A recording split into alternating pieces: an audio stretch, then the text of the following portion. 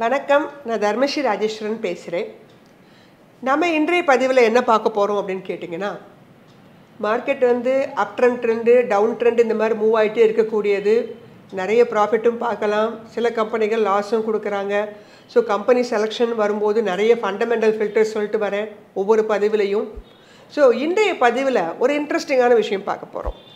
என்ன அப்படின்னு கேட்டிங்கன்னா, நம்ம ஜென்ரலாக பார்த்தோம்னா ஒரு பாரம்பரியமிக்க ஒரு கம்பெனி ரொம்ப பழங்காலத்துலேருந்து இருக்கிறாங்க. நான் இந்த பொருளை ரொம்ப வருஷமாக யூஸ் பண்ணிகிட்ருக்கேன், இது ரொம்ப பழமையானது, நம்ம 10 வருஷம் முன்னாடி வச்சுருந்தது, இந்த மாதிரிலாம் நீங்கள் பேசி பார்த்துருப்பீங்க.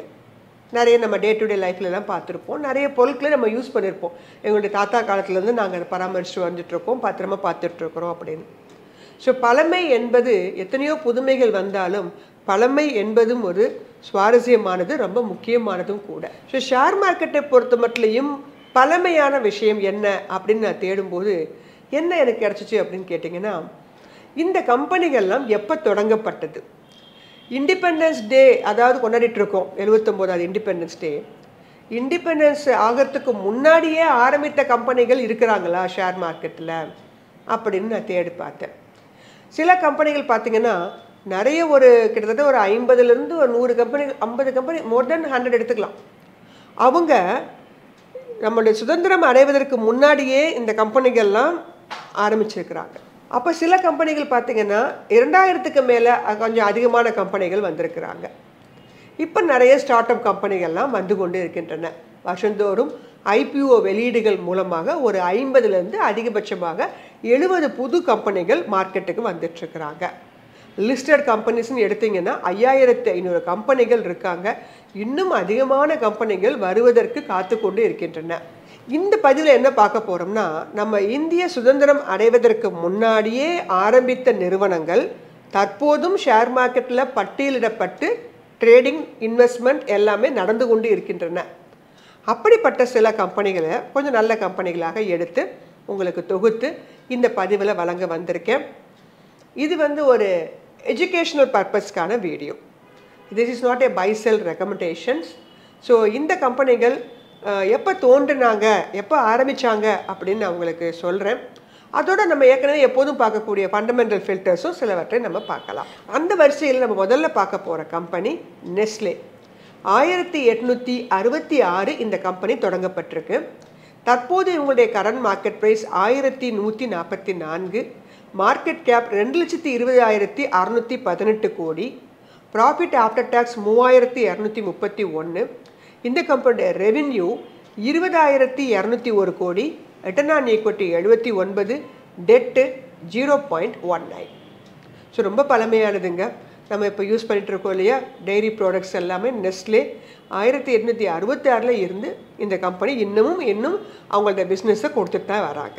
அடுத்ததாக டாபர் 1884 இந்த கம்பெனி தொடங்கப்பட்டது. தற்போது கரண்ட் மார்க்கெட் ப்ரைஸ் 519ஆகவும் மார்க்கெட் கேப் 92,072 கோடியாகவும் இருக்கிறாங்க.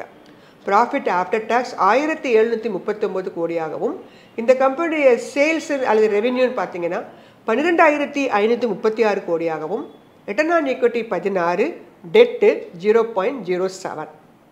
டாபர் ச்சவன்பிராஷ் இதெல்லாம் கேள்விப்பட்டிருப்பீங்க இல்லையா, இவங்கெல்லாம் 1884 நிறுவப்பட்டது. ஆனால் ஷேர் மார்க்கெட்டுக்கு பட்டியலிடப்பட்டதுங்கிறது அது தனியான ஒரு ஆண்டு. தோற்றுவிக்கப்பட்ட ஆண்டு தான் நான் இப்போ இந்த பதிவில் கொடுத்துட்ருக்கேன். அடுத்ததாக கோத்ரேஜ் ப்ராடக்ட்ஸு 1897 சிந்தால் ப்ராடக்ட்ஸ்லாம் யூஸ் பண்ணியிருப்பீங்க இல்லையா, அவங்களாம் இந்த கேட்டகரி கீழே வருவாங்க.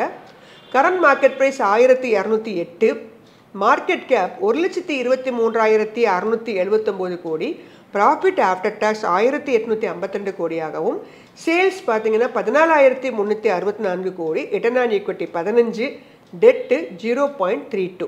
டாடா குரூப் ஆஃப் கம்பெனிஸ் எல்லாமே இண்டிபெண்டன்ஸ் ஆகிறதுக்கு முன்னாடி தொடங்கப்பட்டது. அதில் எஸ்பெஷலி டாடா ஸ்டீல் 1907 தொடங்கப்பட்டிருக்கு. Current market price 157, market cap 1,97,198 crore, profit after tax 2,982 கோடியாகவும், இந்த கம்பெனியோட ரெவென்யூ 2,18,542 கோடியாகவும் இருக்கிறாங்க. Return on equity 3.75, debt 0.98. அடுத்ததாக ஐந்தாவதாக டிவிஎஸ் மோட்டார். இந்த கம்பெனி தொடங்கப்பட்ட ஆண்டு 1911. கரண்ட் மார்க்கெட் ப்ரைஸ் 3219ஆகவும் மார்க்கெட் கேப் 1,52,963 கோடியாக இருக்கிறாங்க. ப்ராஃபிட் ஆஃப்டர் டேக்ஸ் 2,424 கோடியாகவும் ரெவென்யூ 44,089 கோடியாகவும் இருக்கிறாங்க.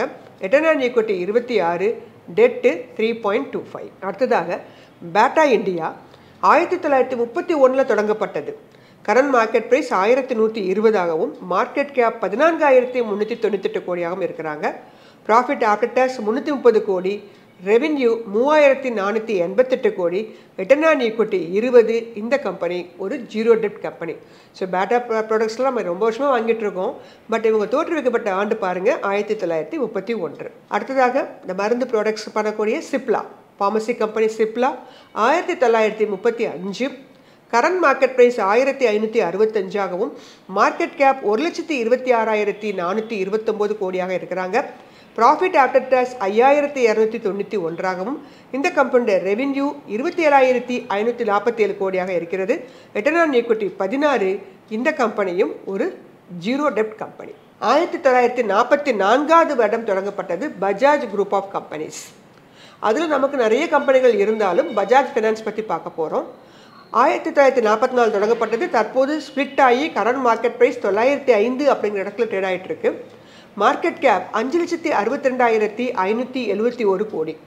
ப்ராஃபிட் ஆஃப்டர் டேக்ஸ் 16,761 கோடியாகவும் ரெவென்யூ 69,683 கோடியாகவும் இருக்குது. Return on equity 17. இந்த கம்பெனியோட டெட்டு 3.74. அடுத்ததாக நான் பார்க்க போகிறது ஒரு 3 கம்பெனி 1945 தொடங்கியிருக்காங்க. Asian paint current market price 2,587ஆகவும் மார்க்கெட் கேப் 2,48,182 கோடியாக இருக்கிறாங்க. ப்ராஃபிட் ஆஃப்டர் டேக்ஸ் 3,569 கோடியாகவும் ரிட்டர்ன் ஆன் ஈக்விட்டி 33,905 கோடியாகவும் இருக்கிறாங்க. இந்த கம்பெனியோட revenue 18, debt 0.04. Mahindra and Mahindra groups Mahindra company. So இந்த கம்பெனிஸ் பார்த்திங்கன்னா 1945 தொடங்கியிருக்கிறாங்க. இப்போ அவங்களுடைய வழித்தோன்றல்கள் அவங்களுடைய அடுத்தடுத்த தலைமுறை நிர்வாகம் பண்ணிட்டு வர்றாங்க. ஆனால் முதல்ல ஆரம்பிக்கப்பட்டது 1945. கரண்ட் மார்க்கெட் ப்ரைஸ் தற்போது மஹேந்திரா அண்ட் மஹேந்திரா 3,383 அப்படிங்கிற இடத்துல ட்ரேட் ஆகிட்டு இருக்கு. மார்க்கெட் கேப் 4,20,698 கோடி.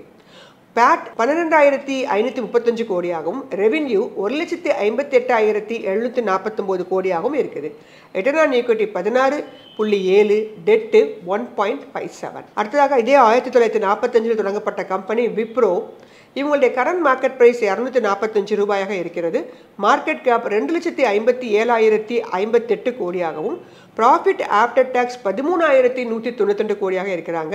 ரெவென்யூ 89,088 கோடியாகவும் ரிட்டர்ன் ஆன் ஈக்விட்டி 15 என்ற இடத்துல ட்ரேட் ஆகிட்டு இருக்கு. இந்த கம்பெனி டெட்டு 0.20. அடுத்ததாக நம்ம இந்தியாவிலேயே ஷேர் ப்ரைஸ் அதிகமாக இருக்கக்கூடிய கம்பெனி. கிட்டத்தட்ட ஷேருடைய விலை 1,50,000. ஒரு ஷேர் நீங்கள் வாங்கணும் அப்படின்னாலே உங்கள் எல்லாருக்கும் நன்கு தெரிஞ்சிருக்கும் எம்ஆர்எஃப். ஸோ எம்ஆர்எஃப் தொடங்கப்பட்ட வருஷம் 1946. கரண்ட் மார்க்கெட் ப்ரைஸ் தற்போது பார்த்தீங்கன்னா 1,44,515 ரூபாய். மார்க்கெட் கேப் 61,290 கோடியாக இருக்கிறது. ப்ராஃபிட் ஆஃப்டர் டேக்ஸ் 1,869ஆகவும் ரெவென்யூ 28,153 கோடியாக இருக்கிறாங்க. Return on equity 10, debt 0.16. அடுத்ததாக நமக்கு நன்கு அறிமுகமான எல்என்டி கம்பெனி. 1946 இந்த கம்பெனி தொடங்கப்பட்டிருக்கு. கரண்ட் மார்க்கெட் ப்ரைஸ் 3,635 இருக்கிறாங்க. மார்க்கெட் கேப் 5,11,297 கோடியாகவும் ப்ராஃபிட் ஆஃப்டர் டேக்ஸ் 17,687 கோடியாகவும் இருக்கிறாங்க. Return on equity 15. இந்த கம்பெனியோட ரெவென்யூ 2,55,734 கோடி. இந்த கம்பெனியோட டெட்டு 1.33. ஸோ எல்என்டி, ஐடிசி போன்ற கம்பெனிகள்லாம் ப்ரைட் ஆஃப் இந்தியான்னு சொல்லலாம். ஸோ இவங்களுக்கு நீங்கள் வாங்குறதுனால விலை ஏறுதுன்னு இல்லை, இந்த கம்பெனி வச்சிருக்கிறதே ஒரு ப்ரைட் அப்படிங்கிற மாதிரி சொல்லுவாங்க. அடுத்ததாக நான் பார்க்க போகிறது 1948. ஸோ இதில் தொடங்கப்பட்ட கம்பெனின்னு பார்த்தீங்கன்னா Ashok Leyland. Current market price 131 ரூபா. Market cap 77,383 crore. Profit after tax 3,351 கோடியாகவும் ரெவென்யூ 48,535 கோடியாகவும் இருக்கிறாங்க. ரிட்டர்ன் ஆன் ஈக்விட்டி 25ஆகவும் டெட்டு 4.06 இருக்கிறாங்க. இறுதியாக நம்ம பார்க்க போகிற கம்பெனி ஐச்சர் மோட்டார். 1948 தொடங்கப்பட்டிருக்கு. இந்த கம்பெனிய கரண்ட் மார்க்கெட் ப்ரைஸ் 5912 அப்படிங்கிற இடத்துல ட்ரேட் ஆகிட்டு இருக்கு. மார்க்கெட் கேப் 1,62,150 கோடியாக இருக்கிறாங்க. ப்ராஃபிட் ஆஃப்டர் டேக்ஸ் 4034 கோடியாகவும் ரெவென்யூ 18,870 கோடியாகவும் இருக்கிறாங்க. Return on equity 22, debt 0.01.